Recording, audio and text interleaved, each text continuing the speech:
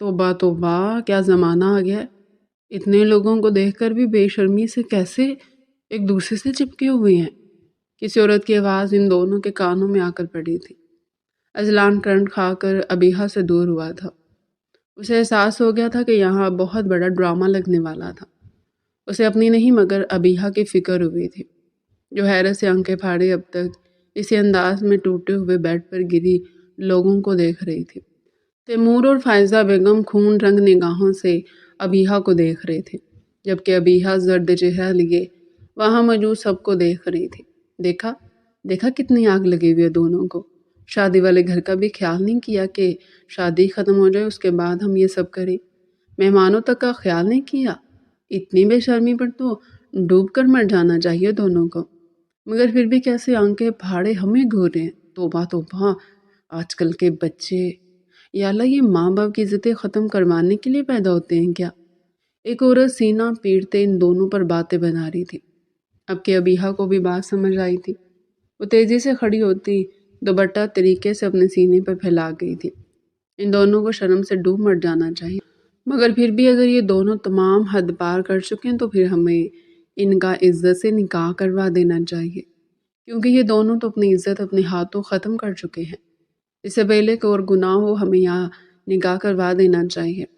ایک اور عورت چلاتے ہوئے ان دونوں کے کان کے پردے پھاڑ رہی تھی۔ ابیحہ زرد چہرہ لیے تیمور اور فائزہ بیگم کی جانب قدم بڑھا گئی تھی۔ ایسا لگ رہا تھا کہ اس کے جسم سے کسی نے خون نچوڑ لیا ہو۔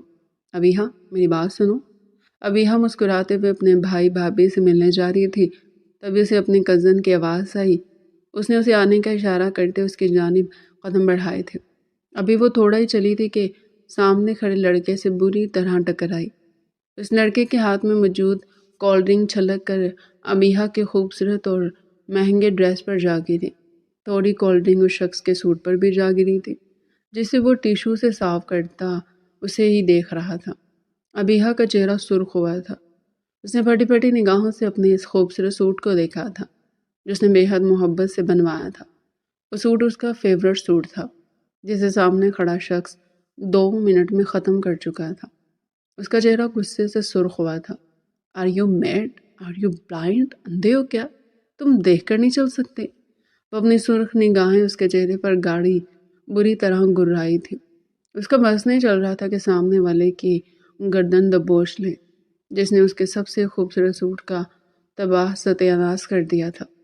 وہ سرخ و خون زدہ نگاہوں سے اس شخص کو دیکھ رہی تھی، جسے کوئی فرق نہیں پڑا تھا۔ دیکھیے، آئی ایم سوری، میری غلطی ہے، میں مانتا ہوں۔ تمہاری سوری؟ مائی فٹ، گھٹیا آدمی، اندھے ہو گئے ہو کیا؟ دیکھ کر نہیں چل سکتے تھے؟ اتنا خوبصورت سوٹ میرا برباد کر دیا تم نے۔ اتنا خوبصورت سوٹ کبھی خواب میں بھی دیکھا ہے؟ جتنے کا یہ سوٹ ہے نا، اتنا تمہاری مہینے بھر کی تنخواہ ہوتی ہے، اندھے کہیں کے۔ اس کی باتوں پر اذلان کا چہرہ سرخ ہوا تھا۔ اس سے پہلے کہ ابیحہ وہاں سے نکلتے وہ اس کا بازو جکڑے اسے اپنے سامنے کر گیا تھا۔ تم شاید بول رہی ہو کہ غلطی میری نہیں تمہاری بھی ہے۔ اگر میں کسی کام سے سامنے سے آ رہا تھا، میرا دھیان تمہاری طرف نہیں تھا، تو تمہاری تو آنکھیں تھیں نا، یا تم بھی آنکھیں کسی کو ادھار دے کر آئی ہو؟ وہ اپنی سرخ نگاہیں اس کے غصے بھری نگاہوں میں گاڑے اسے چیلنج کر رہا تھا۔ ابیحہ کا چہرہ غصے کی زیادتی سے سرخ ہوا تھا۔ ایک تو اس کے کپڑے خراب کر دیے تھے، اوپر سے اسی پر چڑھ رہا تھا۔ You made? تم ہو کون جو تم اسے اس لہجے میں بات کر رہے ہو؟ تمہارا ملازم نہیں ہے جو تم اسے اس لہجے میں بات کر رہی ہو؟ تمیز سے بات کرو، ورنہ جیسے تم بات کر رہے ہو نا، ایسے بات کرنا مجھے تم سے زیادہ اچھے سے آتا ہے۔ وہ اس کے کان کے پاس جھکتا سرد مہری سے بولا تھا۔ ابیحہ کا چہرہ پہلے سے زیادہ غصے سے سرخ ہوا تھا۔ اسے اپنے سوٹ خراب ہونے کا غصہ الگ تھا، اور اس شخص کی باتیں سننے کا غصہ الگ سے آ گیا تھا۔ وہ یہ بھول گئی تھی کہ اس نے اس کی بھی بے عزتی کی تھی، اور غلطی تو دونوں کی تھی۔ اگر وہ اسے نہیں دیکھ سکا تھا تو وہ تو اسے دیکھ سکتی تھی نا۔ اتنی بھی کیا جلدی تھی کہ وہ بنا دیکھی چلے جا رہی تھی؟ تم ایک نمبر کے بدتمیز لڑکے ہو۔ تمیز نہیں ہے کہ کسی لڑکی سے کیسے بات کی جاتی ہے؟ گھٹیا آدمی، لگ رہا ہے تمہاری صحیح سے تربیت بھی نہیں ہوئی۔ تربیت کے طعنے پر اذلان کا چہرہ پہلے سے زیادہ سرخ ہوا تھا۔ اس کی کلائی اپنے ہاتھ میں جکڑے مروڑ گیا تھا۔ کئی چوڑیاں ٹوٹ کر ابیحہ کے ہاتھ میں کھب گئی تھی۔ تکلیف سے ابیحہ کا چہرہ سرخ ہوا تھا۔ اس کی آنکھوں میں فوراً سے پہلے آنسو آئے تھے۔ اذلان اسے غصے سے دیکھتے اس کی کلائی مروڑے جا رہا تھا۔ یو بلڈی، گالی دیتا انہیں یہی تپڑ مار کر تمہارا منہ توڑ دوں گا۔ اذلان کی گراتی ہوئی آواز ابیحہ کے کانوں سے ٹکرائی تھی۔ میرا بازو چھوڑو، ٹوٹ جائے گا، وہ بھیگے لہجے میں بولی تھی۔ اس کا بھیگا لہجہ سنتے اذلان نے سر جھٹکا تھا۔ تم جیسی زبان کی تیز لڑکی اور پاگل لڑکی کا کچھ تو ٹوٹنا ہی چاہیے تاکہ اسے کچھ ٹوٹنے سے ہی عقل آ جائے کہ کسی سے بات کیسے کی جاتی ہے۔ آئندہ کے بعد اگر مجھے دوبارہ تربیت کا تانا مارا تو میں تمہاری تربیت کر دوں گا، یہیں کھڑے کھڑے۔ بدتمیز نہیں تو ایک نمبر کی بدتمیز، 2 نمبر لڑکی ہے، بات بھی کرنے کی تمیز نہیں ہے۔ پتہ نہیں ماں باپ نے کیا تربیت کی ہے۔ میرے ماں باپ تک مت جانا، میں تمہارا حشر بگاڑ دوں گی۔ ابیحہ چلاتی ہوئے اس کا گریبان تھام گئی تھی۔ وہ لوگوں کی نسبت تھوڑا دور کھڑے تھے، اس لیے ان کو اس طریقے سے لڑتا ابھی تک کسی اور نے نہیں دیکھا تھا۔ دوں گا، کیا کر لو گی؟ تم نے بھی دیا نا ابھی مجھے میری تربیت کا تانا۔ جب خود سے برداشت نہیں ہوتا تو دوسروں کو تانے دینے کی کیا ضرورت ہے؟ ابیحہ اسے دیکھتی دانت پیس کر رہ گئی تھی۔ یہ شخص ضرورت سے زیادہ بدتمیز تھا۔ اس کا بس نہیں چل رہا تھا کہ وہ کھڑے کھڑے اذلان کا قتل کر دے، جس نے اس کی اتنی تھوڑی سی دیر میں اتنی اچھی خاصی بے عزتی کر دی تھی۔ وہ گہری گہری سانس لیتا اپنا غصہ ٹھنڈا کرنے کی کوشش کرنے لگے، جبکہ دوسری طرف اذلان بھی سرخ نگاہوں سے ابیحہ کو دیکھ رہا تھا۔ اس کا بس نہیں چل رہا تھا کہ وہ سامنے والی لڑکی کی زبان حلق سے نکال کر گدی پر لپیٹ دے۔ کتنی کوئی بدتمیز لڑکی تھی۔ تھوڑی ہی دیر میں اس نے اپنے زبان کے کیسے کیسے جوہر اذلان کو دکھا دیے تھے۔ بس اذلان ہی جانتا تھا، اس کی بہن کی شادی تھی، اچھا خاصا موڈ تھا، اور یہ سامنے کھڑی بدتمیز چلاک مکار لڑکی اس کا سارا موڈ بگاڑ چکی تھی۔ اس کا بس نہیں چل رہا تھا کہ وہ کسی جادو کی چھڑی لے کر ابیحہ کو اس فنکشن سے غائب کر دے۔ ابیحہ سر جھٹکتی ٹیشو سے اپنا ڈریس صاف کرنے لگی، مگر ڈریس صاف ہونے کے بجائے اور گندا ہو رہا تھا۔ ابیحہ کا چہرہ رونے والا ہو گیا۔ اسے یہ سوٹ بے تحاشا پسند تھا۔ کتنی محبت سے اس نے یہ سوٹ منگوایا تھا اور آج پہنا تھا۔ ابھی پہنے ہوئے تھوڑی دیر ہی ہوئی تھی کہ اس کے سوٹ کا حال برا ہو گیا۔ اس کا دل بری طرح دکھ رہا تھا اپنے سوٹ کا یہ حال دیکھ کر، جبکہ اذلان اس کے چہرے کے تاثرات دیکھ رہا تھا جو کبھی رونے والے ہو جا رہے تھے اور کبھی سخت۔ میری بات سنو، یہ یوں صاف نہیں ہوگا، تم واش روم جاؤ۔ اذلان کی بات پر ابیحہ نے پھر سے گھور کر اذلان کو دیکھا تھا۔ اس ڈربے سے گھر میں کہاں جاؤں، کہاں واش روم ہے؟ ایک تو بھائی کو بھی پتہ نہیں کیا نظر آ گیا تھا بھابھی میں، جو اس کا بیک گراؤنڈ تک نہیں دیکھا۔ ابیحہ کی زبان کے آگے خندق تھی۔ اذلان کو یہ احساس ہو گیا تھا، مگر اپنی بہن اور اپنے گھر کے بارے میں اس کے اس طریقے کے کومنٹ سن کر اذلان کا پہلے سے زیادہ غصے سے برا حال ہوا تھا۔ بدتمیز لڑکی، اپنی اوقات میں رہو۔ میری بہن اور میرے گھر کے بارے میں کسی قسم کی فضول بات میں برداشت نہیں کروں گا۔ تو بشما بھابھی تمہاری بہن ہے۔ تم جیسے بد دماغ انسان کی بہن ہونے سے اچھا تھا وہ اکلوتی ہوتی۔ اپنے یہ نادر خیالات اپنے پاس رکھو۔ ایسے تو میں بھی کہہ سکتا ہوں کہ تم تیمور کی بہن ہونے کی جگہ کسی بھکارن کی بیٹی ہونا چاہیے تھا، کیونکہ تمہاری حرکتیں کسی بھکارن جیسی ہیں۔ واٹ؟ بھکارن؟ تم ہوش میں تو ہو؟ تم مجھے کیا کہہ رہی ہو؟ بالکل ہوش میں ہوں۔ نہ شکل نہ عقل، بات کرنے کی آ جاتی ہے۔ اس کو غصے سے گھورتا بول رہا تھا، یہاں سے سیدھا جاؤ، لیفٹ پہ مڑ جانا، فرسٹ جو روم آئے گا نا اس کے واش روم میں چلی جانا، وہ وشما کا روم ہے، تمہیں وہاں کوئی ڈسٹرب نہیں کرے گا۔ وہ کہتا وہاں سے جا چکا تھا۔ اس نے کئی لمحے گھور کر اذلان کو دیکھا تھا جب اسٹیج پر چڑھتا وشما اور تیمور سے بات کر رہا تھا۔ گھٹیا آدمی، میرا سارا کا سارا سوٹ برباد کر دیا۔ اس کے بعد تیمور بھی مجھے ہی دکھا رہا ہے، اگر بھابھی کا بھائی نہیں ہوتا نا تو میں صحیح کا اس کو پٹواتی۔ تیمور بھائی سے پتہ نہیں کتنا بدتمیز انسان ہے، لڑکیوں سے بات کرنے کی تمیز تک نہیں ہے۔ وہ اب تک اپنی تھوڑی دیر پہ پہلے ہوئی عزت بھول نہیں پائی تھی۔ اس کے آگے آج تک کوئی بول نہیں پاتا تھا، مگر اذلان پہلا وہ شخص تھا جس نے اس کی ہر بات کا جواب تیر کی طرح دیا تھا۔ اس کا جواب آگ لگانے والا ہوتا تھا تو آگے سے اذلان کا جواب اسی پر پیٹرول چھڑکنے والا ہوتا تھا۔ تو وہ غصے بھری نگاہ اذلان پر ڈالتی تیز قدموں سے اذلان کے بتائے ہوئے کمرے کی جانب بڑھی تھی۔ وہ تیمور اور وشما کی جانب جاتا مسکرایا تھا۔ وشما اور تیمور اسے دیکھ مسکرائے تھے۔ تیمور، یہ اذلان بھائی ہیں، میرے سب سے پیارے بھائی، انہوں نے ہمیشہ میری ہر خواہش پوری کی ہے۔ تیمور یہ اور بھائیوں جیسے نہیں ہیں، میرے سب سے بیسٹ بھائی ہیں، بلکہ یہ ورلڈ کے بیسٹ بھائی ہیں۔ وشما کا لہجہ بھیگنے لگا تھا۔ وہ آنسو بھری نگاہوں سے اذلان کو دیکھ رہی تھی۔ اذلان اسے دیکھتا مسکرایا تھا۔ بہن کی شادی تھی، اس کی آنکھیں بھی بے وجہ ہی بھر رہی تھی۔ تیمور مسکراتے ہوئے ان دونوں بھائیوں کو دیکھ رہا تھا۔ تبھی وشما کی آنکھوں سے آنسو چھلک کر نیچے جا گرا۔ تیمور محبت سے اس کے چہرے پر ہاتھ رکھتا اس کے آنسو کو صاف کر گیا تھا۔ اذلان بھیگی نگاہوں سے مسکرایا تھا۔ اس کی بہن کو محبت کرنے والا شخص ملا تھا۔ وہ خوش تھا، وہ بے تحاشا خوش تھا۔ اس نے بچپن سے لے کر اب تک وشما کے تمام لاڈ اٹھائے تھے۔ وہ صرف ایک چیز چاہتا تھا جس کے لیے اس نے اللہ سے بے تحاشا دعائیں بھی مانگی تھی کہ اللہ اس کی بہن کو ایسے ہم سفر دے جو اس کی بہن کا ویسے ہی خیال رکھے جیسے وہ رکھتا ہے۔ اور اذلان کو اندازہ ہو رہا تھا کہ اللہ نے اس کی دعا سن لی تھی۔ اس نے دل ہی دل میں اللہ کا ڈھیر و ڈھیر شکر ادا کیا تھا۔ اب وہ اسٹیج پر چڑھتا مسکراتے ہوئے ان دونوں کے برابر بیٹھ گیا تھا۔ دوسری لمحے وہ وشما کے سر پر ہاتھ رکھ رہا تھا۔ بھائی، وہ بھیگے لہجے میں اسے پکارتی اس کے سینے سے لگ کر رو دی تھی۔ اتنا آسان نہیں ہوتا کسی بھی لڑکی کے لیے اپنے ماں باپ کا گھر چھوڑنا، اور وشما کے لیے بھی یہ سب اتنا آسان نہیں تھا۔ اذلان اس کے سر پر ہاتھ پھیرتا جھک کر اس کے بالوں پر اپنے لب رکھ گیا تھا۔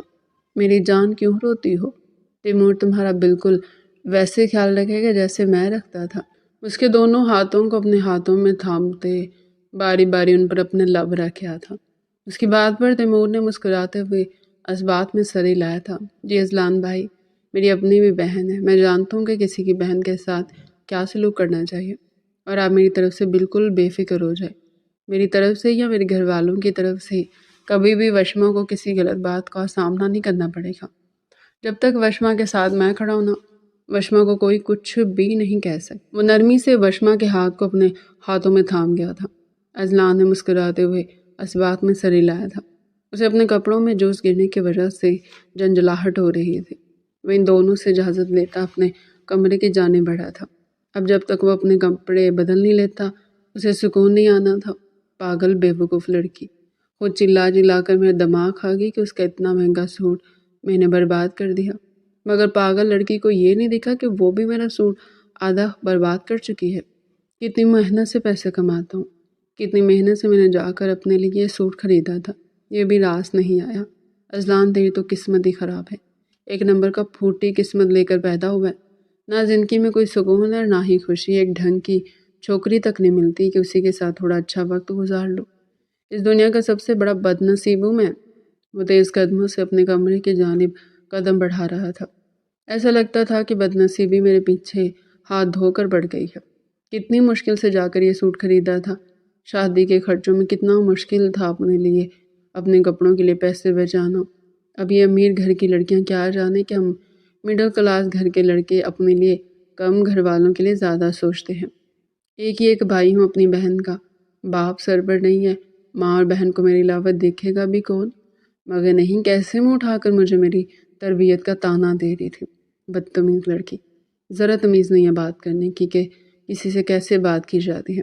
ارے لگتا ہی نہیں ہے کہ تیمور کی بہن ہے۔ ایک طرف تیمور اتنا سلجھا ہوا شریف اور پیارا لڑکا، اور دوسری طرف یہ بدتمیز، بد زبان اور یہ گھمنڈی لڑکی۔ سچ میں قسم سے دماغ گھما کر رکھ دیا ہے میرا اس نے۔ ابھی تک ابیہا کی باتوں اس کا دماغ گھما رہی تھی، اور اپنے سوٹ کو دیکھ کر زیادہ افسوس ہو رہا تھا۔ کتنے عرصے بعد جا کر اس نے اپنی پسند کا کوئی سوٹ لیا تھا، اور وہ بھی خراب۔ اسے اپنا آج کا دن ہی خراب لگ رہا تھا۔ پہلے اس کی واچ خراب ہوئی اور اب اس کا پسندیدہ سوٹ بھی برباد ہو چکا تھا۔ جب سوٹ کو خراب ہونے کا ذمہ دار وہ صرف اور صرف ابیہا کو ٹھہرا رہا تھا۔ اگر وہ کہیں بزی تھا تو وہ تو بزی نہیں تھی نا، وہ تو دیکھ کر چل سکتی تھی نا، مگر نہیں۔ اسے آج احساس ہوا تھا یہ لڑکیوں کو ٹکرانے کا کوئی بہانہ ہی چاہیے ہوتا ہے۔ یہ بہانہ ملا اور یہ ٹکرا گئی۔ اگر ان لڑکیوں کے ٹکرانے پر ٹیکس لگتے ہوتے نا تو آج ٹیکس سے پاکستان سب سے امیر ممالک ہوتا۔ وہ دانت پیستے ہوئے اپنے کمرے کے اندر داخل ہوا تھا۔ کمرے کے اندر اسے کسی غیر معمولی خاموشی کا احساس ہوا۔ اس کے بستر پر ایک دوپٹہ موجود تھا۔ اس نے آگے بڑھ کر اس دوپٹے کو اپنے ہاتھ میں پکڑا تھا۔ پتہ نہیں کس کا دوپٹہ ہے، شاید میرے کمرے میں بھول گئی۔ چلو فنکشن ختم ہو جانے کے بعد واپس کر دوں گا، جس کا بھی ہوگا۔ وہ سر جھٹک کر اپنی قمیض اتار کر دور پھینکتا آرام دہ سا ٹراؤزر پہنتے واش روم کے اندر گھسا تھا، مگر اگلے ہی لمحے اس کی چیخ باہر تک گئی تھی اور اس کی چیخ کے ساتھ ایک نسوانی چیخ کی آواز بھی لوگوں نے سنی تھی۔ سب حیرت سے منہ کھولے ان دونوں آوازوں کو سن رہے تھے۔ وہ قدم قدم چلتی لیفٹ سائڈ پر مڑ گئی تھی، مگر وہ بھول چکی تھی کہ اذلان نے اسے کہاں جانے کا کہا تھا۔ پتہ نہیں اس پاگل سرپھری آدمی نے مجھے کس روم میں جانے کا کہا تھا۔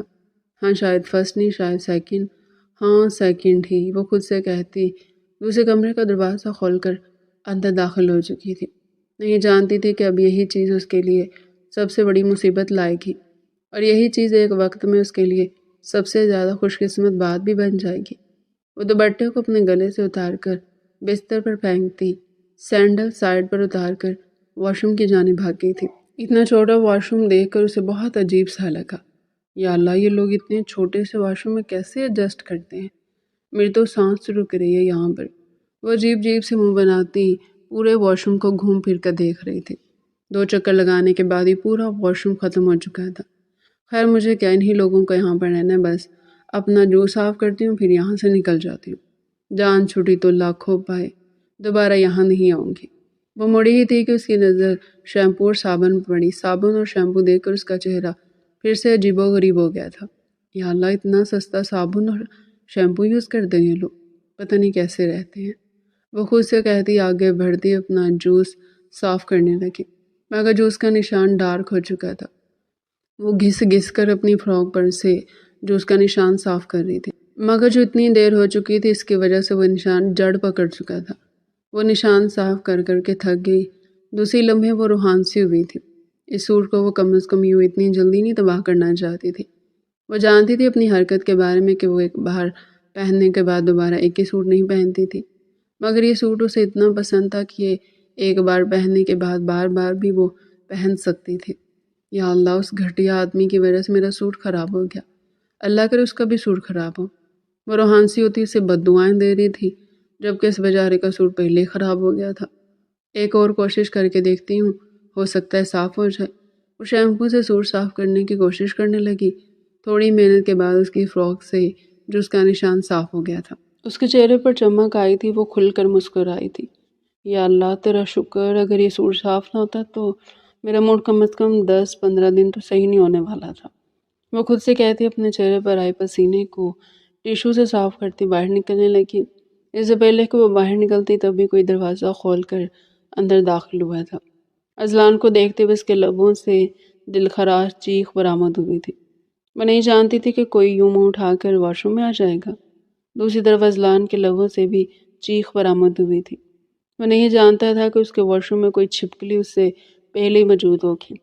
وہ حیرت سے منہ کھولے ابیحہ کو دیکھ رہا تھا، جو بنا دوپٹے کو اس کے سامنے کھڑی آنکھیں پھاڑے اسے ہی تک رہی تھی۔ تم یہاں پر کیا کر رہی ہو؟ یہی سوال مجھے تم سے پوچھنا چاہیے کہ تم یہاں کیا کر رہی ہو؟ تم نے تو کہا تھا کہ یہ بھابھی کا روم ہے، یہاں آ کر فریش ہو جاؤ۔ پاگل لڑکی، یہ روم تمہاری بھابھی کا نہیں ہے، میرا روم ہے۔ تمہیں یاد نہیں میں نے فرسٹ روم میں جانے کو کہا تھا؟ تم سیکنڈ روم میں آ گئی۔ تم اتنی بڑی بے وقوف عورت ہو، بھلکڑ عورت، تم ایک نمبر کے 2 نمبر انسان ہو۔ اس کی اس بات پر اذلان نے حیرت سے اسے گھورا تھا۔ 1 نمبر کے 2 نمبر ہو، بھلا اس بات کا کیا مطلب ہوا؟ 1 نمبر کے 2 نمبر، وہ لبوں ہی لبوں میں بڑبڑاتا سوچ رہا تھا کہ ابیحہ نے آخر اسے بولا کیا تھا۔ ابیحہ اسے خود میں بڑبڑاتے دیکھ اسے پاگل ہو جانے والی نگاہوں سے گھور رہی تھی۔ تم جھوٹ بول رہے ہو نا، مجھے تم پر بالکل یقین نہیں ہے کہ تم 1 نمبر کے گھٹیا انسان ہو۔ تم نے مجھے اسی کمرے کا راستہ دیا تھا نا، تاکہ میں یہاں آؤں، میں واش روم جاؤں اور تم بھی یہاں آؤ اور یہ سب ہو۔ تم یہی چاہتے تھے نا؟ سچ بولو، تم یہی چاہتے تھے نا؟ ابیحہ چلائی تھی۔ اس کا چہرہ غصے سے سرخ ہوا جا رہا تھا۔ پہلے اس کے ساتھ جوس گرنے والے معاملے پر ہی اسے اچھا خاصا غصہ تھا، اب یہ واش روم والا سین وہ بے تحاشا غصے میں آ چکی تھی۔ اس کا بس نہیں چل رہا تھا کہ وہ اپنے ہاتھوں سے ہی اذلان کا قتل کر دے۔ دوسری طرف اذلان اسے یوں گھور رہا تھا جیسے اس کا دماغ خراب ہو گیا ہو۔ Are you mad? ڈسگسٹنگ پاگل لڑکی، تمہارا دماغ خراب ہو گیا؟ تم جیسی لڑکی کے ساتھ میں اس قسم کی اونچی حرکتیں کروں گا؟ تم میں ہے ہی کیا؟ تم سمجھتے کیا ہو اپنے آپ کو؟ اس کے بے حد قریب جاتا اسے وارن کرتا چلایا تھا۔ یہ لڑکی اس کا دماغ اچھا خاصا خراب کر چکی تھی، یہیں کہ تم مجھ پر لائن مارنا چاہ رہے تھے، اس لیے تم نے میرے ساتھ یہ سب کیا۔ آخر دیکھی نہیں گئی ہوگی نا تم سے خوبصورت لڑکی؟ تم لڑکوں کے اندر یہ عادت تو لازمی ہوتی ہے، جہاں خوبصورت لڑکی دیکھی وہاں ان کو چھیڑنا لازمی ہو جاتا ہے، کیونکہ جب تک خوبصورت لڑکی کو چھیڑو گے نہیں جب تک تم لوگوں کا دن کیسا گزرے گا؟ ایک نمبر کے چھچھورے اور آوارہ لڑکوں میں شامل ہوتے ہو تم بھی۔ اذلان کو اندازہ ہوا تھا کہ وہ لڑکی اب حد سے گزر رہی تھی۔ وہ 2 قدم آگے آتا اس کے اوپر جھکتے، پوری قوت سے اس کے برابر میں مکہ مار گیا تھا۔ اس کے مکہ مارنے سے واش روم میں ارتعاش پیدا ہوا۔ ابیحہ چلاتے ہوئے دور ہٹی تھی۔ اے بی بی، مجھ سے منہ سنبھال کر بات کیا کرو، تم ان لڑکیوں جیسی نہیں ہو جس پر میں لائن ماروں گا، جس پر اذلان شاہ لائن مارے گا۔ تمہارا وہ معیار ہی نہیں ہے۔ جیسی لڑکی مجھے چاہیے تم وہ نہیں ہو۔ تم جیسی 1000 لڑکیاں نا آگے پیچھے گھومتی ہیں میرے، مگر مجھے ان جیسی لڑکیوں کی ضرورت نہیں، کیونکہ مجھے تم جیسی لڑکیوں کی ضرورت نہیں۔ اس لیے یہ خوش فہمی اپنے دماغ سے نکال دو کہ میں نے تمہیں اس کمرے میں اس لیے بھیجا تھا کہ تم میرے روم میں آؤ اور میں تم پر لائن مار سکوں۔ تمہارے دماغ کا مسئلہ ہے، کیونکہ میں نے تمہیں وشما کے روم میں جانے کا کہا تھا، میرے روم میں آنے کا نہیں کہا تھا۔ ایک مصیبت کی طرح میرے سر پر سوار ہوگی۔ آ کر سوچا تھا سکون سے دوسرا سوٹ پہن کر باہر جاؤں گا، مگر نہیں، میرا سوٹ خراب کرنے کے بعد تم یہاں میرا دماغ خراب کرنے بھی آ گئے۔ قسم سے مجھے سمجھ میں نہیں آ رہا کہ تیمور اور تمہارے پورے گھر والے تم جیسی مصیبت کو کیسے سنبھالتے ہیں۔ تمہاری زبان کے آگے خندق ہے۔ تیمور کی جگہ میں ہوتا نا تو پہلے ہی دن تمہاری زبان کاٹ کر کتوں کو ڈال دیتا، تاکہ تمہاری زبان سے دوسروں کو تو کم از کم مسئلہ نہ ہوتا۔ اذلان کو بے تحاشا غصہ دلا چکی تھی۔ اذلان کو غصہ بے حد کم آتا تھا، مگر آج جب آیا تھا تو اترنے کا نام ہی نہیں لے رہا تھا۔ دوسری طرف ابیحہ کا بھی غصے سے برا حال تھا۔ میرے سامنے سے ہٹو گھٹیا آدمی۔ نہیں ہٹوں تو کیا کہا تم نے؟ کچھ نہیں، پلیز میرے سامنے سے ہٹ جاؤ۔ وہ جانتی تھی کہ اگر ابھی نہ ہٹی تو وہ پھر سے ہاتھ منہ دھو کر اس کے پیچھے پڑ جائے گا، اس لیے اسے بھی پیچھے ہٹنا ہی مناسب لگا۔ اس سے پہلے کہ وہ واش روم سے نکلتی اسے واش روم کی دیوار پر بے حد موٹی اور بڑی چھپکلی نظر آئی تھی۔ چھپکلی کو دیکھ کر اس کا سانس تک رک گیا۔ وہ چیخ مار کر اذلان کا بازو پکڑ گئی تھی۔ اذلان جو اس کے پیچھے واش روم کا دروازہ لوک کرنے آیا تھا، اس کے یوں چلانے پر خود بھی چلاتے اسے کمر سے تھام گیا تھا۔ پاگل لڑکی، چلا کیوں رہی ہو؟ باہر اب تمام لوگ چونک گئے تھے۔ بکتن فوکتن چیخوں کی آواز انہیں ڈسٹرب کر رہی تھی۔ اس بار وہ بے تحاشا ڈسٹرب ہوئے تھے۔ دوسری لمحے سب کے سب کھڑے ہو چکے تھے۔ چھپکلی دیوار پر رینگتی ان کے اور پاس آئی تھی۔ ابیحہ بری طرح چیختے ہوئے اذلان کے بازو پر ناخن گاڑ گئی تھی۔ تکلیف کی شدت سے وہ اپنا ہاتھ چھڑواتے اس کی کمر پر اپنا ہاتھ لپیٹ گیا تھا۔ اس سے پہلے کہ وہ اس سے دور ہوتا تبھی واش روم گیلا ہونے کی وجہ سے اس کا پیر پھسلا تھا۔ اس سے پہلے کہ وہ خود کو اور ابیحہ کو سنبھال پاتا وہ دونوں بے قابو ہوتے اس کمرے میں موجود سنگل بیڈ پر پوری قوت سے آ گرے تھے۔ دونوں کے لبوں سے فلک شگاف چیخ جاری ہوئی تھی۔ دونوں کے ویٹ کی وجہ سے سنگل بیڈ متاثر ہوا تو وہ بری طرح ٹوٹ چکا تھا۔ بیڈ کے ٹوٹنے کی آواز باہر تک گئی تھی۔ لوگ حیرانی سے اس کمرے کی طرف بھاگے چلے آئے تھے۔ ابھی آنکھیں پھاڑے اذلان کو دیکھ رہی تھی جو شرٹ لیس اس کے اوپر گرا آنکھیں پھاڑے اسی تک رہا تھا۔ کیا مصیبت ہے یار، جب سے متے لگی تب سے کچھ نہ کچھ برا ہوا جا رہا ہے۔ تم ایک نمبر کی منحوس لڑکی ہو۔ جب سے تم سے ملاقات ہوئی ہے تب سے کچھ نہ کچھ برا ہی ہوا جا رہا ہے۔ پہلے میرا فیوریٹ سوٹ خراب ہوا، اس کے بعد یہاں تمہیں واش روم میں دیکھ کر میرا موڈ خراب ہوا، اور اس کے بعد یہاں موجود تم میرا بیڈ بھی توڑ چکی ہو۔ اور کتنا نقصان کرواؤ گے تم میرا؟ اچھا تو تم نے میرا کم نقصان کروایا ہے؟ تم نے پہلے میرا وہ سوٹ خراب کیا، اس کے بعد تم نے مجھے بہانے سے اپنے کمرے میں بلایا، اس کے بعد وہ چھپکلی آ گئی، اور اس کے بعد یہ سب تم نے جان بوجھ کے یہ سب کیا ہے۔ اس کی بات پر اذلان کو بے تحاشا غصہ آیا تھا۔ اس کی گردن پر اپنے ہاتھ رکھ گیا تھا۔ تم جیسی بدزبان لڑکیوں کے اس دنیا سے خالی ہو جانا چاہیے۔ تم جیسی لڑکی کو قتل کروں گا نا تو دنیا بھر سے قرض اترے گا۔ پیچھے کرو اپنے ہاتھ، بدتمیز آدمی۔ شرم نہیں آ رہی؟ مہمان ہو تمہاری، پیچھے ہو، بے شرم نہیں تو۔ شرٹ لیس میرے اوپر پڑے ہوئے شرم بھی نہیں آ رہی؟ او محترمہ، یاد دلا دوں کہ یہ کمرہ تمہارا نہیں میرا ہے۔ میں اپنے کمرے میں جیسے چاہوں ویسے گھوم سکتا ہوں۔ اچھا پیچھے تو ہٹو۔ سانس روک دی میری تم نے، موٹے آدمی۔ کیا کہا؟ اذلان نے آنکھیں پھاڑ کر اربیہا کو دیکھا تھا۔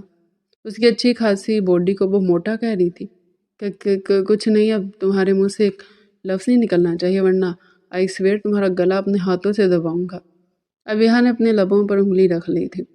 اس سے پہلے کہ اذلان اس کے اوپر سے اٹھتا تبھی دہاڑ سے دروازہ کھولا تھا۔ ان دونوں نے حیرت سے دروازے کی جانب دیکھا۔ شادی میں موجود کئی مہمان وہاں حیرت سے منہ کھولے ان دونوں کو دیکھ رہے تھے۔ تیمور اور فائزہ بیگم بھی وہاں آ چکے تھے، جبکہ رخشندہ بیگم حیرت سے منہ کھولے ان دونوں کو دیکھ رہی تھی۔ سچویشن بہت آکورڈ ہو چکی تھی۔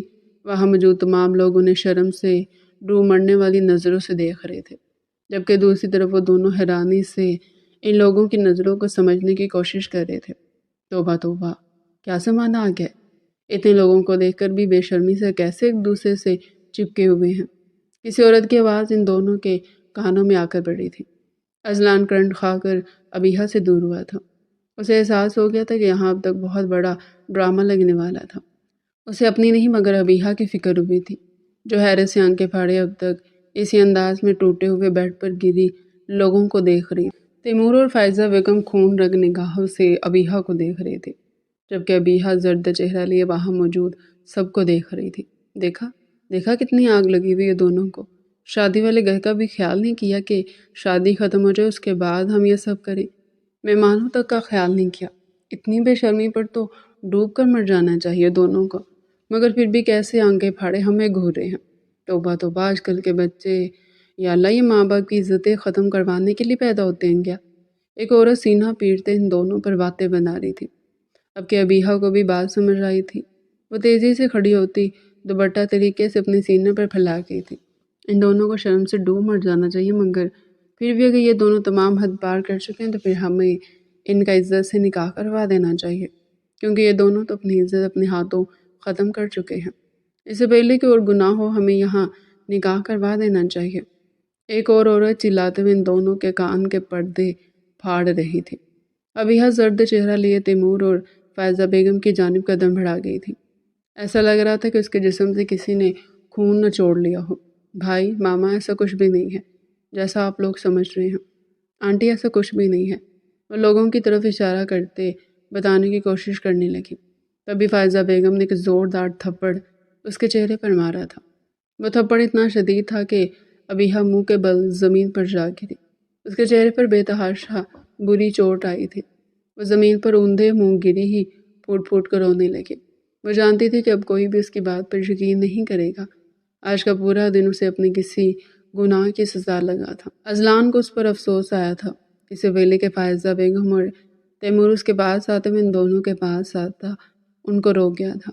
دیکھیں آنٹی، ابیہا سچ کہہ رہی ہے، ایسا کچھ بھی نہیں ہے، یہ صرف ایک مس انڈرسٹینڈنگ ہے، پلیز آپ لوگ اس کی بات سمجھنے کی کوشش کریں۔ تیمور نے اس کے سینے پر ہاتھ رکھ کر اسے سائڈ پر کیا تھا۔ جو سچ ہے اسے مانو، تم دونوں یہاں جو کر رہے تھے نا اسے مانو۔ اور ایک عورت چلاتی ہوئی بولی تھی۔ اذلان کا دل ہے کہ اس عورت کے منہ پر ٹیپ لگا دے جو مسلسل اس کے اور ابیہا کی کردار کشی کر رہی تھی۔ ارے میں تو کہتی ہوں کہ فوراً سے ان کا نکاح پڑھوا دو۔ یا اللہ، یہ سب دیکھ کر تو ہم سے بھی گناہ ہو گیا ہے، ایک اور عورت سینہ پیٹتے ہوئے بولی۔ ابیہا بھیگی نگاہوں سے سبوں کو دیکھ رہی تھی کہ سب ان دونوں پر کیچڑ اچھال رہے تھے، جسے آج احساس ہوا تھا کہ سب دنیا کو ظالم کیوں کہتے ہیں۔ سب مل کر اس پر باتیں بنا رہے تھے۔ فائزہ بیگم گھٹنے کے بل اس کے پاس آ کر بیٹھی تھی۔ کتنی بار سمجھایا تھا میں نے تمہیں کہ یہاں آ کر کوئی فضول حرکت مت کرنا، مگر تم جب تک ہماری عزت کو بٹا نہیں لگاؤ گی تمہیں آرام کیسے آئے گا؟ ماما پلیز میری بات سنیں، ایسا کچھ بھی نہیں ہے، بس اب اور جھوٹ نہیں بولو گی تم۔ ابھی ہاں، وہ کھڑی ہوتی رخشندہ بیگم کے پاس آئی تھی۔ لوگ صحیح کہہ رہے، ہمیں اور بے عزتی ہونے سے پہلے ان دونوں کا نکاح کر دینا چاہیے۔ فائزہ بیگم کے لفظوں پر اذلان اور ابیہا نے بے یقینی سے انہیں دیکھا تھا۔ دوسرے لمحے ابیہا ان کے پاس آئی تھی۔ ماما، خدا کے واسطے میرے ساتھ ایسا مت کریں، میں یہاں کیسے رہوں گی؟ ایسا کچھ بھی نہیں ہے، وہ سب صرف اور صرف ایک غلط فہمی ہے۔ آپ میری بات تو سنیں۔ چپ، بالکل چپ۔ بچپن سے لے کر اب تک ہم سمجھتے آئے تھے کہ کبھی نہ کبھی تم سدھر جاؤ گی، پہلے اتنی بدتمیز اور اوپر سے بد کردار بھی۔ یہ لفظ ابیہا کو کسی گالی کی مانند محسوس ہوا۔ اس کی ماں اور بھائی نے اس پر بھروسہ نہیں کیا، وہ وہاں کھڑے ان لوگوں پر بھروسہ کر رہے تھے جن کے اپنے گھروں میں نہ جانے کیا کیا ہوتا تھا۔ تیمور چپ چاپ اسے سرخ نگاہوں سے دیکھ رہا تھا۔ ابیحا بری طرح روتے زمین پر بیٹھی تھی۔ اس پر کوئی یقین نہیں کر رہا تھا۔ وہ حوصلہ کر کے پھر سے کھڑی ہوئی تھی۔ ماما، خدا کے واسطے میرے ساتھ یہ زیادتی مت کریں۔ آپ جس سے بولیں گے میں اس سے شادی کر لوں گی۔ میں زبان نہیں چلاؤں گی، میں کسی کو آگے سے کچھ کہوں گی بھی نہیں۔ آپ جو بولیں گی میں وہ کروں گی، پر پلیز میرے ساتھ یہ زیادتی مت کریں۔ میں نے کچھ بھی نہیں کیا ایسا جیسا یہ سب بول رہی ہیں۔ چپ، بالکل چپ۔ ابھی یہاں تمہاری آواز نہ آئے۔ تم اسی قابل ہو، تمہارے ساتھ یہی ہونا چاہیے۔ آپ بولے رخشندہ بہن، کیا آپ اس کی اپنے بیٹے سے شادی کروائیں گی یا میں پھر اس کی کسی بھی راہ چلتے سے شادی کر دوں؟ رخشندہ کو ابیحا پر بے حد ترس آ رہا تھا۔ وہ جانتی تھی کہ ان کا بیٹا ایسا نہیں، اور وہ یہ بھی جانتی تھی کہ سامنے بیٹھی بچی جھوٹ نہیں کہہ رہی۔ اس کے آنسو اس بات کا یقین تھے کہ وہ سچ کہہ رہی ہے۔ مجھے کوئی مسئلہ نہیں ہے تو پھر یہ نکاح ابھی ہوگا۔ فائزہ بیگم ہاتھ چھڑاتی سائیڈ ہوئی تھی، بے یقینی سے اپنی ماں کو دیکھ رہی تھی۔ اس کی ماں اس سے کتنی آسانی سے جان چھڑا رہی تھی۔ اس کا دل کسی نے آرے سے کاٹ دیا تھا۔ اذلان غصے سے کمرے سے نکل گیا تھا۔ نکاح کی رسم ادا ہو گئی تھی۔ ابیحا اب تک بری طرح رو رہی تھی۔ اذلان اس کے رونے سے تنگ آ کر اسے تھوڑا دور ہو کر بیٹھ گیا تھا۔ یہ نکاح اس کی بھی مرضی سے نہیں ہوا تھا۔ رخشندہ بیگم کی وجہ سے وہ شادی پر رضامندی دے چکا تھا۔ تھوڑی ہی دیر بعد اس کے گھر والے وشما کی رخصتی کروا کر لے گئے تھے۔ اس کا دل پھر سے چھن سے ٹوٹا تھا۔ اس کا بھائی یا پھر اس کی ماں کوئی بھی اس کے پاس نہیں آیا تھا۔ اس کی شادی تو وہ کروا چکے تھے نا۔ ایک بار اس کے سر پر ہاتھ بھی رکھ دیتے، مگر کوئی بھی اس کے پاس نہیں آیا تھا۔ کچھ لوگوں نے مل کر وشما کے بیڈ کو اذلان کے کمرے میں رکھوا دیا تھا۔ رخشندہ بیگم اسے اذلان کے کمرے میں چھوڑنے آئی تھی۔ وہ نرمی سے اسے بستر پر بٹھاتی اس کے پاس آ کر بیٹھی تھی۔ وہ نرمی سے ابیحا کے سر پر ہاتھ رکھتی اس کے کپکپاتے ہوئے ہاتھوں کو اپنے ہاتھوں میں تھام گئی تھی۔ میں جانتی ہوں بیٹا، یہ وقت بہت مشکل ہے۔ تمہاری ماں اور تمہارے بھائی نے تم پر بھروسہ نہیں کیا۔ انہیں تم پر بھروسہ کرنا چاہیے تھا۔ مجھے اس بات کا بے حد افسوس ہے۔ میں جانتی ہوں کہ تم اس نکاح سے خوش نہیں ہو، مگر اگر میں اس نکاح کے لیے راضی نہ ہوتی تو تمہاری ماں تمہاری شادی کسی بھی راہ چلتے سے کروا دیتی۔ بس کر دیں آنٹی، خدا کے لیے بس کر دیں۔ یہ اوور ایکٹنگ آپ کو کیوں مجھ سے ہمدردی کا اتنا بخار چڑھ رہا تھا؟ میری ماں میری شادی کسی سے بھی کروا دیتی، آپ کا کیا جا رہا تھا؟ آپ نے اپنے بیٹے کی شادی مجھ سے کیوں کروائی؟ اذلان اس کی آواز سنتا غصے سے سرخ ہوا تھا۔ اس کے سامنے تو وہ اپنی زبان کے جوہر دکھائی چکی تھی، مگر اس کی ماں کے سامنے اس کی زبان کے جوہر اذلان سے برداشت نہیں ہوئے تھے۔ بیٹا، میرا یہ مطلب نہیں تھا۔ میرا اذلان ہیرا ہے، ہیرا۔ وقت کے ساتھ ساتھ تمہیں سمجھ میں آئے گی کہ اذلان کیسا ہے۔ وہ بہت اچھا ہے بیٹے، وہ تمہارا بہت خیال رکھے گا۔ آنٹی، سب کچھ آپ کے بیٹے کی وجہ سے ہوا ہے۔ سب کچھ اگر آج وہ سب یہ نہ کرتا تو آج میں یہاں نہ ہوتی۔ کیا مطلب کیا کیا اذلان نے؟ رخشندہ بیگم ناسمجھی سے اسے دیکھ رہی تھی۔ آپ کے بیٹے نے مجھے جان بوجھ کر اس سے پہلے کہ وہ کچھ کہتی، اذلان ایک دھکے سے دروازہ کھول کر اندر داخل ہوا تھا۔ اس کا چہرہ غصے کی زیادتی سے سرخ ہو رہا تھا۔ ماما پلیز آپ جائیں، آرام کریں، آپ کی بہو کو تو ذرا میں دیکھ لیتا ہوں۔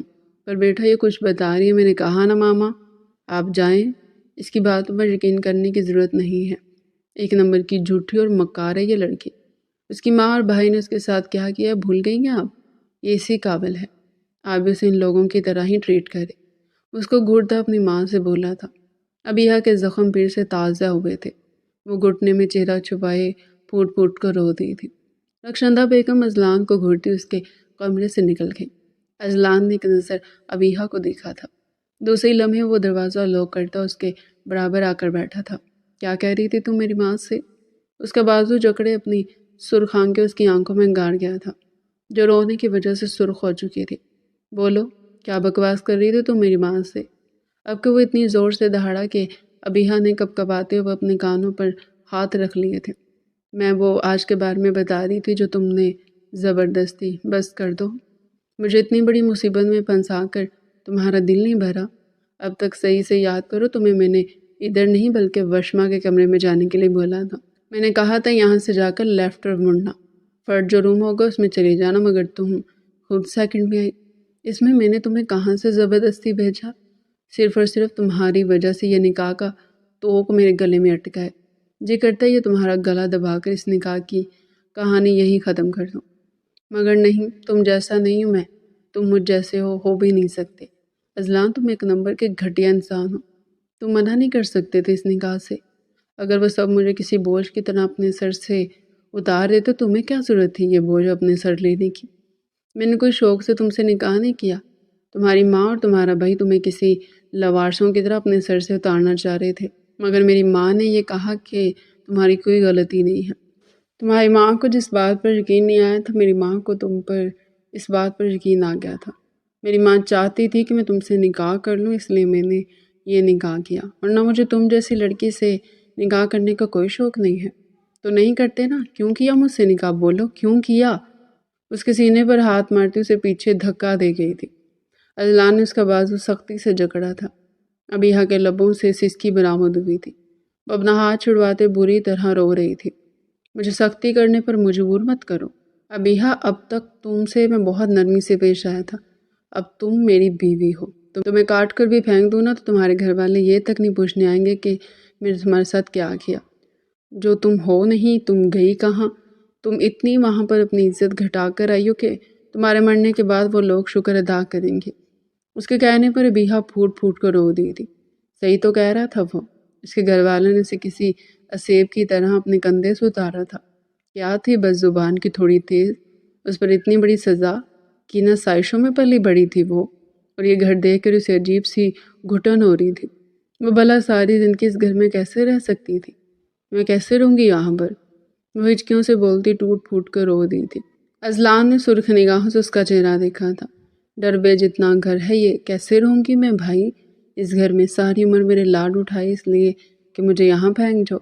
بعد میں ابیحہ کو تیمور بری طرح یاد آیا تھا۔ اب کہ اذلان کی بس ہوئی تھی، اس کے بالوں کو گدی سے جکڑ گیا تھا۔ بس کر دو، بس کر دو، اب میری عزت نفس پر کوئی بات مت کرنا، ورنہ خدا کی قسم تمہارا گلا اپنے ہاتھوں سے دباؤں گا، تمہاری اس زبان کو میں آج ہی خاک کر دوں گا۔ وہ اتنی سختی سے بولا کہ ابیحہ کو اپنی ریڑھ کی ہڈی میں سنسناہٹ دوڑتی ہوئی محسوس ہوئی۔ ابیحہ اسے خوفزدہ نگاہوں سے دیکھتی دور کھسکی تھی۔ اسے خود سے خوفزدہ دیکھ اذلان نے سکون کی سانس لی تھی۔ جو اسی لمحے وہ کھڑے ہوتے وہاں سے جانے لگا، تبھی ابیحہ کی آواز نے اس کے قدم روکے تھے۔ تم ایک نمبر کے گھٹیا اور بغیرت انسان ہو، کیونکہ مجھ سے یہ شادی بغیرت انسان تم انکار کر سکتے تھے نا، مگر نہیں، تمہیں تو بیٹھے بٹھائے اتنے اچھے گھر کی لڑکی مل رہی تھی، تم کیوں انکار کرو گے؟ اذلان کے لب بری طرح بیلچے تھے۔ وہ اپنے کپڑے کے جھٹکے سے سائڈ پر پھینکتا اس کے پاس آیا تھا۔ دوسرے لمحے وہ اس کی گردن پر اپنے ہاتھ رکھ گیا تھا۔ بس اور کچھ مت کہنا، میں نے تمہیں کہا تھا میرا دماغ خراب مت کرنا، مگر نہیں، تمہیں سکون تھوڑی آتا ہے۔ صحیح کہتی تھی تمہاری ماں، تمہاری زبان کے آگے کھندک ہے، کوئی بھی تمہیں اپنے ساتھ اسی لیے نہیں رکھنا چاہے گا۔ اور کیا کہا تھا؟ گھٹیا ہوں میں؟ ٹھیک ہے، اب میں تمہیں گھٹیا بن کے دکھاتا ہوں، ویسے بھی حق رکھتا ہوں تم پر۔ وہ اپنی شرٹ کے بٹن کھولتا شرٹ دور اچھال گیا تھا۔ ابیحہ کا حلق خشک ہوا تھا۔ کیا کرو گے تم؟ وہی جو شوہر کرتا ہے۔ وہ مسکراہٹ پاس کرتا اس کے پاس آیا تھا۔ دیکھو مجھ سے دور رہو، تم کوئی حق نہیں رکھتے مجھ پر، میں تمہیں اپنا شوہر نہیں مانتی، تمہارے ماننے یا نہ ماننے سے کیا ہوتا ہے؟ ابیحہ اذلان شاہ ہو تو تم میری بیوی، 3 بار قبول ہے کہتے تم میرے نکاح میں آ گئی تھی۔ وہ سختی سے اس کا ہاتھ جکڑے اسے بستر پر دھکا دیتے اس کے اوپر آیا تھا۔ ابیحہ خوفزدہ نگاہوں سے اسے دیکھ رہی تھی۔ اذلان کو اتنے غصے میں دیکھ ابیحہ کو اسے خوف محسوس ہوا تھا، مگر اس کو اتنا غصہ دلانے والی بھی ابیحہ ہی تھی۔ اب ابیحہ کو بھگتنا تو تھا ہی۔ میں نے کہا نا مجھ سے دور رہو، کوئی حق نہیں رکھتے مجھ پر تم، وہ چلائی تھی۔ اذلان بنا کچھ بولے اس کے لبوں پر جھکتے، اس کے لبوں کو اپنے لبوں میں دبائے، اس کی سانسیں شدت سے پینے لگا تھا۔ اس کے لمس میں اتنی شدت تھی کہ ابیحہ سلگ اٹھی، بری طرح جھٹپٹاتے اسے خود سے دور ہٹا دی تھی، مگر اذلان کی گرفت بے حد مضبوط تھی۔ وہ بے تحاشا غصے میں اس کی سانسیں پی رہا تھا۔ ابیحہ کو اپنی سانس رکتی ہوئی محسوس ہوئی۔ اس کے سینے پر اپنی ناخن گاڑتی خود سے دور ہٹانے لگے، مگر اذلان کی شدت میں پہلے سے بھی زیادہ اضافہ ہوا تھا۔ اس کی کمر پر اپنی گرفت بے حد سخت کر چکا تھا۔ ابیحہ بری طرح جھٹپٹانے لگی، اس کی سانسیں بری طرح اکھڑ رہی تھی۔ اب اس کی تمام مزاحمت ختم ہو چکی تھی۔ اس کی آنکھوں سے آنسو نکلتے بری طرح بہہ رہے تھے، اس کی سانسیں رکنے لگی تھی۔ مگر اذلان اب بھی ان سب چیزوں کی پرواہ کیے بغیر اس کی سانسیں بری شدت سے کھینچ رہا تھا۔ اسے پہلے کہ وہ واقعی اپنی سانسیں کھو بیٹھتی، اذلان پیچھے ہوتا سرخ نگاہ اس کے اوپر ڈال گیا تھا۔ وہ سانس لینے کی کوشش کرتی اپنا گلا پکڑ گئی تھی، مگر سانس تب بھی نہیں آئی تھی۔ وہ بری طرح کھانسنے لگی۔ اذلان اس کے بالوں کو گدی سے جکڑتا، اس کا چہرہ اوپر اٹھائے اس کے لبوں پر دوبارہ سے جھکتا اسے سانس دینے لگا تھا۔ کافی سانسیں دینے کے بعد وہ پیچھے ہوا تھا۔ ابیحا گہری گہری سانس لیتے اسے بھیگی نگاہوں سے دیکھ رہی تھی۔ اس شخص نے اس کی جان لینے میں کوئی کسر نہیں چھوڑی تھی۔ اتنا ڈیمو ٹھیک تھا یا تھوڑا سا اور دکھا دوں؟ کس چیز کا ڈیمو؟ وہ بھیگے لہجے میں بولی تھی۔ یہی کہ کتنا حق رکھتا ہوں تم پر۔ اس کی اس بات پر ابیحا کئی لمحے اسے بھیگی نگاہوں سے دیکھتی رہی۔ دوسری لمحے اس کی بات نے اذلان کو آگے لگا دی تھی۔ نہیں مانتی تمہارا کوئی بھی حق۔ یہ زبردستی کی ہے تم نے میرے ساتھ۔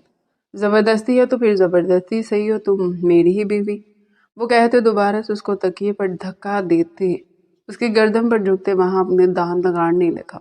ابیحا بری طرح سے سکنے لگی، مگر اس کی سسکیوں کا اذلان پر کوئی اثر نہیں ہو رہا تھا۔ وہ بری طرح روتے اسے خود سے دور ہٹا رہی تھی، مگر وہ کسی آکٹوپس کی مانند اس سے چپک چکا تھا۔ اس کی گردن پر اپنی شدت کے گہرے نشان دیتا پیچھے ہٹا تھا۔ اب مجھے لگتا ہے کہ میری معصوم بیوی کو اچھے سے سمجھ آ گیا ہوگا کہ میں کتنا حق رکھتا ہوں اپنی بیوی پر۔ بہت برے ہو اذلان، تم بہت برے ہو، وہ کہتی پھوٹ پھوٹ کر رونے لگی تھی۔ خبردار، اور کچھ بھی اپنے منہ سے مت کہنا، ورنہ خدا کی قسم اس زمین میں تمہاری اپنی جان ایک کر کے تمہیں چلنے کے قابل نہیں چھوڑوں گا۔ وہ حال کروں گا تمہارا، مجھے اور مت بہکانا، ورنہ اگر مجھے غصہ آ گیا تو خدا کی قسم میں تمہارا برا حال کر دوں گا۔ وہ دان پیس سے نہایت دھیمے لہجے میں بولا تھا۔ اس کی اس بات پر ابیحا بری طرح خوفزدہ ہو گئی تھی۔ دوسری لمحے وہ اپنی سانسیں تک روک گئی۔ وہ ٹکر ٹکر اذلان کو دیکھ رہی تھی۔ اذلان اسے خود کو یوں دیکھتے دیکھ جھنجھلا گیا تھا۔ بے وقوف لڑکی، سانس لو، مگر ابیحا کی پوزیشن میں اب بھی کوئی فرق نہ آیا۔ وہ یوں ہی ٹکر ٹکر اسے گھور رہی تھی۔ میں کیا کہہ رہا ہوں، سانس لو۔ اب کہ وہ اتنی زور سے دہاڑا کہ ابیحا گہری گہری سانس لیتے پھوٹ پھوٹ کر رو رہی تھی۔ چینج کرنے جا رہا ہوں، جب باہر آؤں تو تم بھی مجھے چینج حالت میں ملو۔ تمہارے کپڑے اس بیگ میں ہے، لے سکتی ہو۔ وہ کہتے واش روم کی طرف قدم بڑھا گیا تھا۔ کافی دیر بعد وہ فریش ہوتا باہر آیا تھا۔ باہر آتے اس کے قدم ساکت ہوئے تھے۔ ابیحا کپڑے چینج کر کے روتے روتے سو چکی تھی۔ وہ ایک نظر ابیحا کو دیکھتا، نرمی سے اس پر چادر ڈالتا، خود اس کے برابر آ کر لیٹا تھا۔ آج کے دن بہت کچھ ہو چکا تھا، اب اس دن کا اختتام چاہیے تھا۔ دروازہ بجنے کی آواز سے اذلان کی آنکھ کھلی۔ وہ مندی مندی آنکھوں کو صاف کرتا اٹھ کھڑا ہوا تھا۔ دروازہ کھولتے وہ حیران ہوا تھا۔ امی، آپ اتنی صبح صبح؟ خیریت؟ بیٹا تمہیں جاب پر نہیں جانا؟ جی جی امی، اچھا ہوا آپ نے اٹھا دیا۔ ہاں بیٹا تم تیار ہو کر آ جاؤ، میں تمہارے لیے ناشتہ بناتی ہوں۔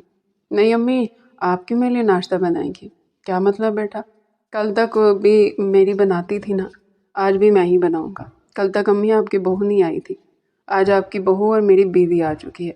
آپ جا کر آرام سے بیٹھے، آپ کا اور میرا دونوں کا ناشتہ وہی بنائے گی۔ میرے بچے وہ بڑے گھر سے آئی ہے، اسے اس گھر میں بسنے میں ٹائم تو لگے گا نا، اور اسے یہ سارے کام نہیں آتے ہوں گے۔ اسے یہ سارے کام آتے ہوں یا چاہے نہ آتے ہوں، آج سے لے کر میرا ہر کام وہی کرے گی۔ مگر بچہ، امی میں جو کہہ رہا ہوں نا وہ سنو، آپ جا کر آرام کریں، میں آپ کی بہو کو اٹھا کر باہر بھیجتا ہوں۔ وہ نرمی سے ان کو ان کے کمرے تک چھوڑ آیا تھا۔ کمرے کے اندر واپس آتے اس نے ابیحا کو دیکھا تھا جب تک گہری نیند سو رہی تھی۔ جانتا ہوں تم امیروں کے چونچ میں دوپہر میں تو تم لوگ اٹھتے ہو، مگر نہیں، اب سے تم روز صبح میرے ساتھ ہی اٹھے گی، آخر کو میری بیوی ہو۔ وہ کہتے اسے آواز دینے لگا، مگر اس کی آوازوں سے وہ ٹس سے مس نہ ہوئے۔ اب کے آگے بڑھ کر وہ اسے ہلانے لگا تھا۔ ابیحا اٹھو یار، سونے دو نا مجھے، وہ کہتی کروٹ بدل کر دوبارہ سے سو گئی تھی۔ میں کہہ رہا ہوں اٹھ کر بیٹھو، سونے دو اذلان، ساری رات پہلے نیند نہیں آئی، تم اب سونے نہیں دے رہے۔ توبہ توبہ، کتنی مکار عورت ہے، میرے آنے سے پہلے ہی سو گئی تھی اور کہہ رہی ہے ساری رات وہ سو نہیں سکی۔ صحیح کہتے ہیں، ایسی عورتوں کا جہنم میں الگ سے حساب ہوگا۔ جھوٹ مت بولو۔ ابیحا اٹھو فوراً۔ اب کہ ابیحا نے اپنے کانوں کے اوپر تکیہ رکھ لیا تھا۔ اذلان کو بے تحاشا غصہ آیا۔ وہ پانی کا جگ اٹھاتے اس کی جانب بڑھا تھا۔ اس کے پاس پہنچتے وہ پورے کا پورا جگ ابیہا کے اوپر الٹ گیا۔ ابیہا جو گہری نیند سو رہی تھی، اس اچانک افتاد پر جھٹکے سے اٹھ کر بیٹھی تھی۔ کیا مصیبت آ گیا صبح صبح تمہیں؟ کیا میں سکون سے سوتی ہوئی اچھی نہیں لگ رہی؟ اچھی بیویاں صبح صبح شوہروں کو اٹھ کر کام کے لیے روانہ کرتی ہیں۔ تمہیں یاد ہونا چاہیے یہ بات اچھی بیویاں کرتی ہیں، ان کے شوہر بھی اچھے ہوتے ہیں، لیکن تم بھول گئے ہو کہ ہم دونوں کے کیس میں ایسا کچھ نہیں ہے۔ ہاں اب تک نہیں تھا، لیکن اب سے ایسا ہی ہوگا۔ اٹھو اور میرے لیے ناشتہ بناؤ۔ تم پاگل ہو گئے ہو؟ ابیہا نے اسے ایسے دیکھا تھا جیسے وہ پاگل ہو گیا۔ نہیں پاگل نہیں ہوا، اب اٹھو، اتنا ٹائم نہیں ہے میرے پاس، پہلے ہی لیٹ ہو گیا ہوں۔ تمہاری اس نوٹنکی والی نیند کو چکر میں تمہارے باپ کی نوکر نہیں ہوں میں۔ اذلان میں نے اپنے گھر میں کبھی یہ کام نہیں کیا، مجھے نہیں آتے روز یہ تمہیں ناشتہ پکا کر دیتا۔ اسے کہو آج بھی وہ تمہیں ناشتہ پکا دیں۔ میرا دماغ مت کھاؤ، فضول باتیں مت کرو۔ ابیہا کہہ رہا ہوں اٹھو، اٹھ کر میرے لیے ناشتہ بنا کر لاؤ۔ نہیں آتا مجھے ناشتہ بنانا، سمجھ میں نہیں آ رہی۔ اس کے پیچھے آتے دہاڑی تھی۔ اذلان سرخ نگاہوں سے اس کا چہرہ دیکھتے اسے اٹھاتا دیوار میں پٹک گیا تھا۔ ابیہا کی کمر میں بے تحاشا درد اٹھا تھا۔ نہیں آتا ناشتہ بنانا؟ نہیں، وہ بھیگے لہجے میں بولی تھی۔ اب سب آئے گا، وہ کہہ تو اس کے لبوں پر جھکتے وہاں اپنے دانت گاڑ گیا۔ ابیہا بری طرح سے سختی سے خود سے دور ہٹانے لگی، مگر اذلان کی گرفت بے تحاشا سخت تھی۔ اس کے لبوں کو اپنے دانتوں سے کھینچتے اس کے لبوں سے خون نکال گیا تھا۔ ابیہا سے سکتی ہوئی بھیگی نگاہوں سے اسے تک رہی تھی۔ میں نے کل رات بھی کہا تھا ابیہا فضول بات مجھ سے مت کرنا، جو میں کہوں وہ چپ چاپ کر لینا، مگر تمہیں شاید آسانی سے ماننے کی عادت نہیں ہے۔ اب ناشتہ بناؤ گی؟ تھوڑا سا اور کرو، جا رہی ہوں میں۔ وہ کہتی اپنے آنسو صاف کرتی باہر کی جانب قدم بڑھا گئی تھی۔ وہ بری طرح روتے ناشتہ بنانے کی کوشش کر رہی تھی۔ پراٹھے بنانے کی کوشش میں بری طرح ناکام ہو چکی تھی۔ پراٹھا بیلتی تھوڑا ہی بڑا ہوتا وہ پھٹ جاتا، وہ دوبارہ سے بیلتی وہ پھر سے پھٹ جاتا۔ وہ پچھلے 15 منٹ سے ایک ہی پراٹھے پر اٹکی ہوئی تھی۔ اللہ اللہ کر کے دنیا کا نقشہ بن چکا تھا۔ وہ اسے توے پر ڈالتی اپنے ماتھے پر رایا پسینہ صاف کر گئی تھی۔ اسے آج سمجھ میں آئی تھی کہ گھرداری سیکھنا بھی کتنا ضروری ہوتا ہے۔ وہ بری طرح روتے پراٹھے کو سیک رہی تھی، جو سے کم رہا تھا، جل زیادہ رہا تھا۔ پتہ نہیں اذلان اس جلے ہوئے پراٹھے کو دیکھ کر اس کے ساتھ کیا کرتا۔ رات کے بعد سے اور بھی ابھی صبح والے سین کے بعد سے اسے اذلان سے خوف آنے لگا تھا۔ پراٹھے کو اتار کر سائڈ پر رکھتے اس نے کافی سارا تیل توے پر ڈال دیا تھا۔ انڈا توڑ کر ڈالنے کی صورت میں سارا تیل اچھل کر اس کی ہتھیلی پر آ گیا۔ اس کے لبوں سے فلک شگاف چیخ برآمد ہوئی تھی۔ وہ بری طرح روتے اپنا ہاتھ کے نیچے کر گئی۔ اس کی چیخ پر رخشندہ بیگم اٹھی تھی۔ بیٹا وہ بیوی ہے تمہاری، جا کر دیکھو تو صحیح۔ امی رہنے دے، ایسے سیکھے گی وہ۔ اپنی برف جیسی نگاہیں کچن کے دروازے پر گاڑ گیا تھا۔ فطرتاً وہ بہت نرم طبیعت کا انسان تھا، مگر ابیہا اسے کل سے اچھا خاصا غصہ دلا چکی تھی۔ تھوڑی دیر بعد وہ سرخ چہرہ لیے کچن سے باہر آئی تھی۔ اس کے ہاتھ میں ناشتے کا سامان تھا۔ اسے دیکھتے اذلان نے اپنی مسکراہٹ بڑی مشکل سے روکی تھی۔ اس کے سامنے ناشتہ رکھتی جانے لگی تھی۔ وہ نرمی سے اس کا جلا ہوا ہاتھ تھامتا اسے اپنے برابر میں بٹھا گیا تھا۔ رخشندہ بیگم وہاں سے اٹھتی اپنے کمرے کی جانب چلی گئی تھی۔ وہ ٹیوب کا ڈھکن کھولتا اس کے زخم پر مرہم لگانے لگا، جو تھوڑی دیر پہلے وہ کمرے سے ڈھونڈ کر لایا تھا۔ ابیہا روتے ہوئے اذلان کو دیکھ رہی تھی۔ اچانک اس کے ہاتھ کی تمام تکلیف ختم ہو چکی تھی۔ بچپن سے لے کر اب تک کسی نے اس کے ساتھ اتنی نرمی والا رویہ نہیں رکھا تھا۔ خیر نرمی والا رویہ تو اب تک اذلان نے بھی نہیں رکھا تھا، مگر نہ جانے کیوں اس ٹائم اذلان اسے اپنے ساتھ بے حد نرم لگ رہا تھا۔ دیکھ کر کام کیا کرو نا، دیکھو کتنا برا ہاتھ جلا لیا تم نے۔ وہ نرمی سے اس کے ہاتھ پر پھونکے مارتا ٹیوب اس کے ہاتھ پر لگا رہا تھا۔ ابیہا بری طرح روتے یہی سوچ رہی تھی کہ بچپن سے لے کر اب تک کسی نے بھی اس کے زخم پر یوں مرہم نہیں رکھا تھا جیسے اذلان اس کے زخم پر مرہم رکھ رہا تھا۔ چلو اب رونا بند کرو، ناشتہ کر لو۔ ناشتے کو دیکھتی اذلان کے لبوں پر پرزور مسکراہٹ دوڑ گئی تھی۔ ناشتہ اس کی سوچ کے مطابق تھا۔ پراٹھا ہر جگہ سے جلا ہوا تھا اور انڈا بھی کم و بیش جل چکا تھا۔ وہ نرمی سے پراٹھا توڑتا خود بھی کھانے لگا، اسے بھی کھلانے لگا۔ وہ نرمی سے نوالے بناتا اس کے منہ میں ڈال رہا تھا، خود بھی کھا رہا تھا، مگر ابیہا کو ایک بار بھی ناشتے میں کڑواہٹ محسوس نہ ہوئی۔ اتنے پیار سے کوئی پہلی بار اسے ناشتہ کروا رہا تھا، ورنہ اس سے پہلے تو ہمیشہ اس نے ڈانٹ اور پٹخاری سنی تھی، اس لیے تو وہ ایسی ہو گئی تھی۔ فطرتاً نرم دل کی لڑکی تھی، مگر گھر والوں نے اسے اسٹیج پر لا کھڑا کیا تھا۔ بچپن میں اس کے بابا اللہ کے پاس جا چکے تھے اس کے بعد تیمور اور فائزہ بیگم اپنے اپنے کاموں میں مصروف رہتے تھے۔ ننھی بچی کے لیے کسی کے پاس ٹائم ہی نہیں تھا۔ چوٹ لگتی تو کوئی اسے دیکھنے تک نہیں آتا تھا، بخار ہوتا تھا تو یوں ہی اتر بھی جاتا، کوئی اسے پوچھنے نہ آتا۔ وقت کے ساتھ ساتھ ابیہا بدتمیز اور ہٹ دھرم ہوتی چلی گئی۔ آج اس کے باپ کے بعد پہلی بار کسی نے اس کی یوں پرواہ کی تھی۔ ابیہا کے آنسو رکنے کا نام نہیں لے رہے تھے۔ اس کو ناشتہ کرواتا، اسے پین کلر دیتے، جھک کر اس کی پیشانی پر اپنے لب رکھتے، وہاں سے جا چکا تھا۔ ابیہا ساکت اب بھی اسی جگہ کو دیکھ رہی تھی جہاں سے تھوڑی دیر پہلے اذلان نکل کر گیا تھا۔ یہ کون تھا؟ یہ رات والا اور صبح والا اذلان تو نہیں تھا، یہ تو کوئی اور ہی اذلان تھا۔ اچانک اسے وہ ڈربے نما گھر اچھا لگنے لگا۔ اس نے سکون کی سانس لی تھی، وہ سکون کی سانس جو اسے اپنے گھر میں کبھی محسوس نہیں ہوتی تھی۔ وہ صوفے پر بیٹھی اپنے سامنے موجود کھانے کو دیکھ رہی تھی جو رخشندہ بیگم اس کے پاس رکھ گئی تھی۔ اذلان کے جانے کے بعد وہ یوں ہی قدم قدم چلتی رخشندہ بیگم کے بعد چلی گئی تھی۔ رخشندہ بیگم اسے دیکھتی مسکراتے ہوئے سب اپنے ساتھ بٹھا گئے۔ ہاتھ میں زیادہ چوٹ آ گئی بیٹا؟ نہیں آنٹی، بس تھوڑی سی۔ میرے بچے، اذلان برا نہیں ہے، اذلان میرا بہت اچھا اور بہت پیارا بیٹا ہے، بس کل کی وجہ سے تھوڑا پریشان ہے۔ میں تم سے کہتی ہوں وہ کچھ ہی عرصے میں صحیح ہو جائے گا۔ جی آنٹی آپ صحیح کہتی ہیں، جو ہونا تھا نصیب میں لکھا تھا، ہمیں اپنا نصیب مان لینا چاہیے۔ ہاں میرے بچے، تمہیں وقت کے ساتھ ساتھ اندازہ ہوگا کہ تم کتنی خوش نصیب تھی جو تمہیں اللہ نے اذلان سے نوازا۔ پرفیکٹ ہسبینڈ ہے وہ۔ رخشندہ بیگم نرمی سے اس کے بالوں پر ہاتھ پھیر گئی تھی۔ ابیہا مسکرائی تھی اور میں جانتی ہوں کہ میرا بیٹا بھی بہت خوش قسمت ہے، کیونکہ میں کل ہی سمجھ گئی تھی کہ تم وہ ہو نہیں، تم اندر سے بہت نرم ہو۔ بچے میں جانتی، وہ نرمی سے اس کے چہرے پر ہاتھ رکھے اسے پیار بھری نگاہوں سے دیکھ رہی تھی۔ ابیہا نے اپنی نم نگاہیں ان کی آنکھوں میں گاڑی تھی، دوسری لمحے وہ ان کے گلے لگتے پھوٹ پھوٹ کر رو رہی تھی۔ رخشندہ بیگم اس کی پیٹھ سے ہلاتی اسے چپ کروانے کی کوشش کر رہی تھی۔ وہ انہیں کیسے بتاتی کہ اسے کتنے عرصے بعد آج ماں کا لمس محسوس ہوا تھا۔ Thank you aunty, thank you, آپ بہت اچھی ہیں، تم بھی بہت اچھی ہو میرے بچے۔ وہ اپنی آنکھوں سے آنسو صاف کرتی گھڑی کی جانب دیکھ رہی تھی جہاں اذلان کے آنے کا ٹائم ہو چکا تھا۔ اس نے کھانا نہیں کھایا تھا، کہیں نہ کہیں وہ اب بھی اذلان کے ہاتھ سے کھانا کھانا چاہتی تھی۔ کیا کرتی، بچپن سے لے کر اب تک کسی نے اس کے نخرے اٹھائے ہی نہیں تھے۔ اب اس کا دل کرتا تھا کوئی تو ہو جو اس کے نخرے اٹھائے، کوئی تو ہو جو اس کی چھوٹی چھوٹی بات پر بھی اسے منائے۔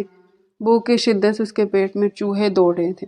اس نے روٹی توڑنے کے لیے ہاتھ بڑھایا تھا، مگر جلے ہوئے ہاتھ کی وجہ سے وہ روٹی توڑ نہ پائی۔ وہ روٹی توڑنے کی کوشش کرتی، تب بھی روٹی ٹوٹ نہیں پا رہی تھی۔ ابھی وہ یہی سب کر رہی تھی کہ اذلان اپنا بریف کیس لیے کمرے کے اندر داخل ہوا تھا۔ اسے روٹی سے دھینگا مشتی کرتے دیکھ وہ اس کے پاس آیا تھا۔ چھوڑ دو، تمہارا ہاتھ بہت برا جل گیا ہے، میں تمہیں اپنے ہاتھ سے کھلاتا ہوں۔ وہ کہتا ہاتھ دھونے کے لیے واش بیسن کی جانب گیا تھا۔ ہاتھ دھو کر وہ اس کے برابر بیٹھتے نرمی سے نوالے توڑ توڑ کر اس کے منہ میں ڈالنے لگا تھا، ساتھ ساتھ وہ خود بھی کھا رہا تھا۔ ابیہا کے حلق میں آنسوؤں کا گولا اٹک گیا تھا۔ وہ اتنا پیار، اتنی عزت ہضم نہیں کر پا رہی تھی۔ پہلے اذلان، پھر رخشندہ بیگم اور اب پھر سے اذلان۔ اتنی محبت اسے کسی نے نہیں دی تھی۔ کل تک جو فیصلہ اسے خراب لگ رہا تھا، آج وہ فیصلہ اچھا لگنے لگا تھا۔ کیوں رو رہی ہو؟ وہ اسے کھانا کھلا کر نیپکن سے اس کا منہ صاف کرتا اسے پوچھنے لگا۔ کچھ نہیں، وہ کہتی اٹھنے لگی۔ وہ نرمی سے اس کا ہاتھ تھام کر اسے اپنے ساتھ بٹھا گیا تھا۔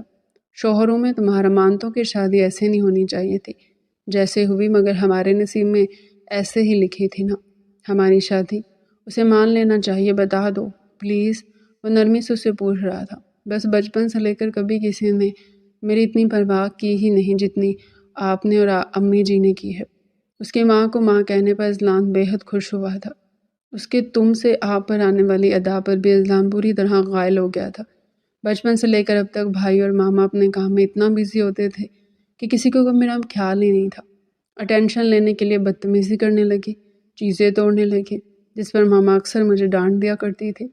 میرا دل دکھتا تھا اذلان، مجھے کوئی رشتہ تو چاہیے تھا نا۔ اپنے ساتھ وقت کے ساتھ ساتھ میں بدتمیز ہوتی چلی گئی۔ ماما اور بھائی کہتے تھے کہ میں کہیں بھی ان کے ساتھ نہ جاؤں، میں بدتمیز ہوں، میں جہاں جاؤں گی میں ان کی ناک کٹواؤں گی، مگر دونوں میں سے کسی نے یہ سوچا ہی نہیں کہ میں بدتمیز ان دونوں کی وجہ سے بنی تھی۔ اس کا ہاتھ سختی سے اپنے ہاتھ میں دبوچے پھوٹ پھوٹ کر رونے لگے۔ اذلان نے نرمی سے اسے اپنے سینے سے لگا لیا تھا۔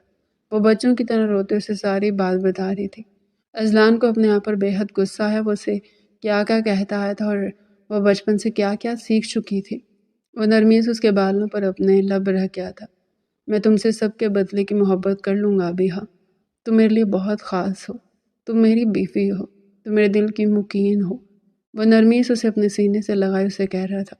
ابیہا روتی ہوئی اس کی باتیں سن رہی تھی، اس کا دل بھی بے حد تیزی سے دھڑک رہا تھا۔ اذلان اسے بے حد اچھا لگنے لگا تھا۔ وعدہ کرے مجھ سے اذلان، زندگی کے کسی بھی سفر میں مجھے چھوڑیں گے نہیں، ورنہ میں مر جاؤں گی۔